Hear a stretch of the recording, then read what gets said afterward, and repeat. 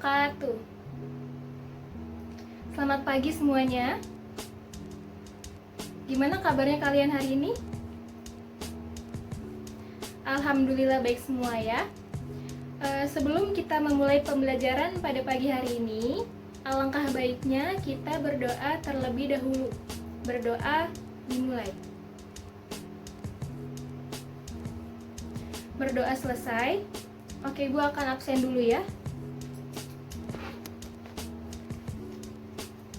Anissa, Tasya, Zahra, alhamdulillah hadir semua ya.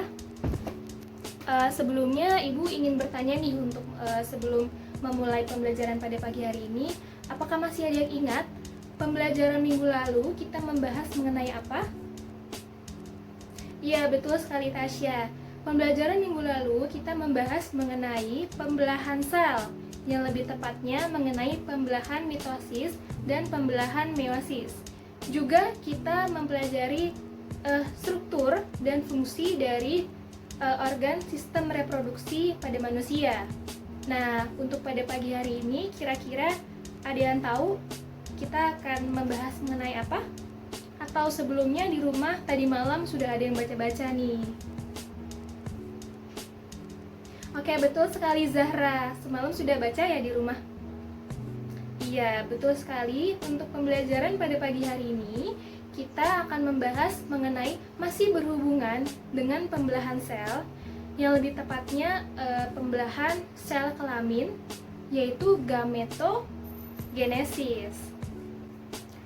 Oke, Ibu akan menjelaskan dasarnya terlebih dahulu mengenai apa sih itu gametogenesis. Nah, nanti jadi Ibu akan membagi kalian jadi beberapa kelompok. Setelah itu kalian akan diskusi di dalam kelompok kalian masing-masing untuk menjawab beberapa pertanyaan yang ada di LKPD kalian. Karena di sini siswanya ada 25 ya. Jadi Ibu akan membaginya menjadi 3 kelompok. Jadi Ibu akan menjelaskan terlebih dahulu mengenai gametogenesis. Jadi gametogenesis ini berasal dari 2 kata. Yang pertama yaitu gamet dan yang kedua yaitu genesis. Gamet yang berarti sel kelamin dan genesis yang berarti peristiwa pembentukan. Nah, jadi gametogenesis merupakan proses pembentukan sel kelamin yang terjadi melalui pembelahan meiosis. Nah, gametogenesis ini bersifat haploid atau memiliki satu genom. Nah, gametogenesis pada manusia meliputi 2 peristiwa, yaitu gametogenesis pada pria yang disebut spermatogenesis dan gametogenesis pada wanita yang disebut oogenesis. Nah, sel gamet ini terdiri dari 2, yaitu gamet jantan yang disebut spermatozoa dan sel gamet wanita yang disebut ovum atau sel telur. Oke, Ibu akan membagi kalian menjadi beberapa kelompok untuk berdiskusi, mengidentifikasi dan menjawab beberapa pertanyaan yang ada di LKPD kalian. Oke, karena di sini siswanya ada 25, betul?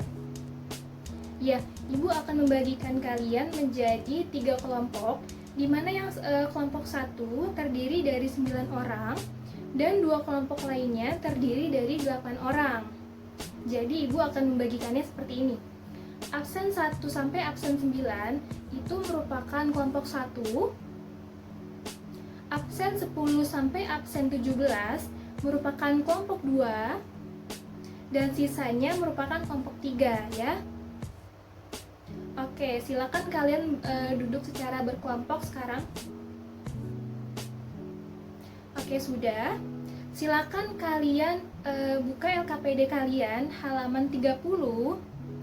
Di situ tertera beberapa pertanyaan mengenai pembelajaran kita hari ini, materi gametogenesis ya. Oh iya, karena di sini proyektornya lagi rusak, jadi Ibu akan membagikan bahan ajar yang sudah Ibu buat ke WA grup kelas saja. Jadi silakan kalian buka handphone kalian masing-masing. Di situ sudah Ibu bagikan bahan ajar yang sudah Ibu buat untuk menjadi referensi menjawab pertanyaan yang ada di LKPD kalian.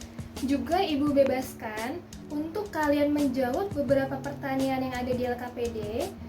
Kalian bebas untuk mencari referensi dari mana, terserah dari internet, atau dari buku, atau dari buku penunjang, atau juga dari bahan ajar yang sudah Ibu berikan. Oke, Ibu akan memberikan waktu diskusinya selama 15 menit. Setelah itu, dari tiap-tiap kelompok akan maju mempresentasikan hasil diskusi kalian.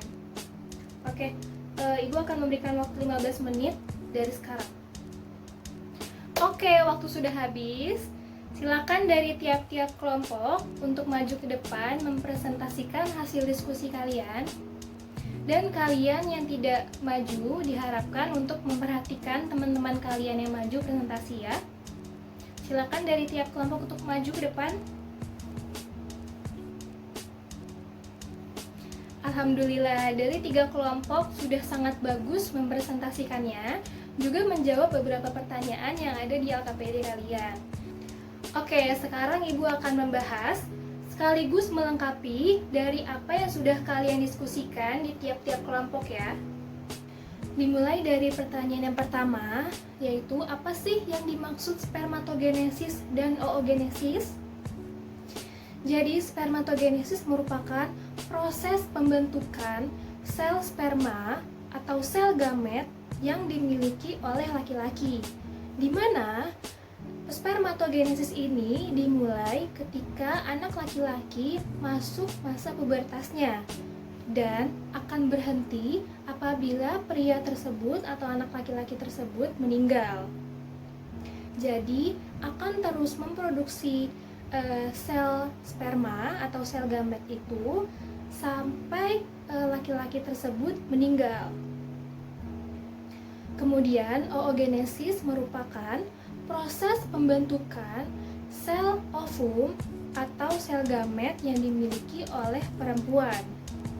Jadi pada saat baru lahir, anak perempuan ini sudah memiliki bakal sel ovum dan yang akan berkembang dan matang apabila perempuan tersebut mulai memasuki masa pubertasnya dan akan berhenti memproduksi sel telur apabila perempuan tersebut mulai memasuki masa menopausnya.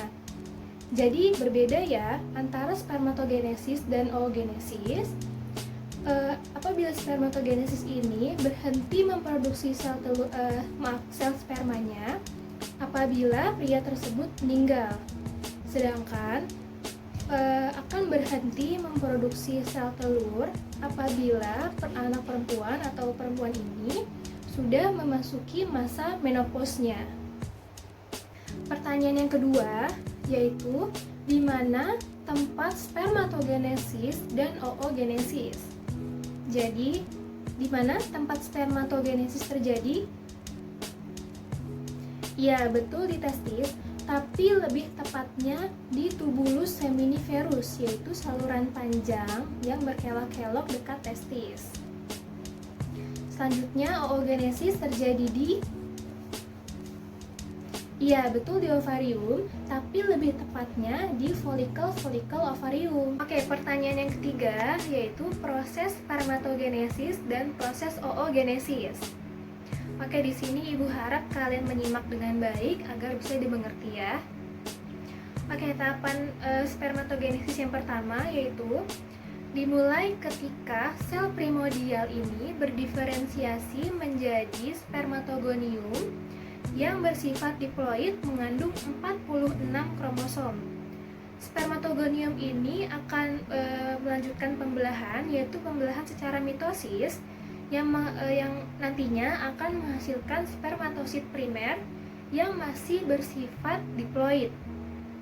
Selanjutnya, spermatosit primer akan melakukan pembelahan secara meiosis, yaitu meiosis tahap 1, dan akan menghasilkan spermatosit sekunder yang di sini sudah bersifat haploid, yaitu mengandung 23 kromosom. Dari spermatosit sekunder ini akan melakukan pembelahan, yaitu pembelahan secara meiosis 2, dan akan menghasilkan 4 sel spermatid. Nah, sel spermatid ini akan berdiferensiasi lagi yang dibantu oleh sel Sertoli yang akan menghasilkan 4 sel sperma atau spermatozoa yang fungsional atau yang dapat digunakan.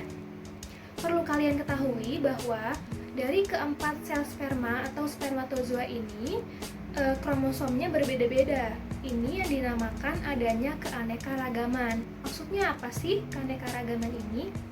Jadi contoh seperti ini. Di dalam satu keluarga ada adik dan kakak. Nah, adik ini berambut keriting.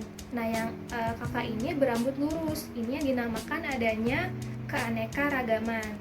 Terkecuali mereka ini kembar identik, itu beda lagi ya. Oke, yang selanjutnya yaitu proses oogenesis. Jadi di dalam ovarium ini terdapat folikel-folikel berukuran kecil dan calon bakal sel ovum di dalamnya.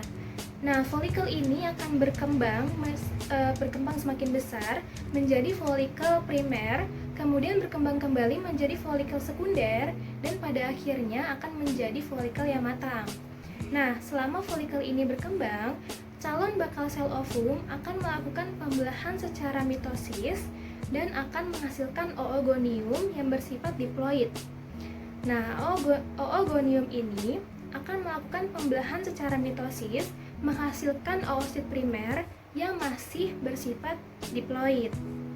Nah, oosit primer ini akan melakukan pembelahan secara meiosis tahap 1 yang akan menghasilkan oosit sekunder dan satu badan polar. Nah, ketika tidak ada fertilisasi atau pembuahan oleh sel sperma, maka prosesnya akan berhenti sampai di sini dan ditandai dengan adanya peluruhan dinding endometrium yang disebut dengan menstruasi. Tetapi, jika ada pembuahan oleh sel sperma, maka prosesnya dilanjut, yaitu melakukan pembelahan meiosis tahap 2. Jadi, oosit sekunder akan melakukan pembelahan meiosis tahap 2 menghasilkan satu ootit dan satu badan polar yang kedua. Nah, badan polar yang kedua ini akan melakukan pembelahan meiosis tahap kedua menghasilkan satu badan polar lagi. Jadi, badan polarnya ada berapa? Ada 3, betul. Nah, selanjutnya ootit ini akan berkembang atau berdiferensiasi membentuk satu sel ovum atau satu sel telur. Ini merupakan proses akhirnya ya, hasilnya yaitu terbentuknya satu ovum atau satu sel telur. Oke, sampai di sini ada yang belum mengerti atau ada yang ingin ditanyakan? Yakin tidak ada yang ingin ditanyakan? Oke, Ibu harap kalian mengerti dengan apa yang Ibu jelaskan, juga kalian mengerti apa yang tadi sudah kalian diskusikan masing-masing di dalam kelompoknya. Karena minggu depan akan Ibu adakan kuis materi hari ini sebelum kita memasuki materi selanjutnya. Oke, Ibu akhiri sampai di sini. Kita akan menutup pembelajaran hari ini dengan membaca hamdalah bersama-sama. Alhamdulillahirabbil alamin. Oke, tetap semangat untuk mempelajari biologi, karena biologi merupakan ilmu yang akan kalian temukan di setiap harinya. Oke, Ibu akhiri. Wassalamualaikum warahmatullahi wabarakatuh.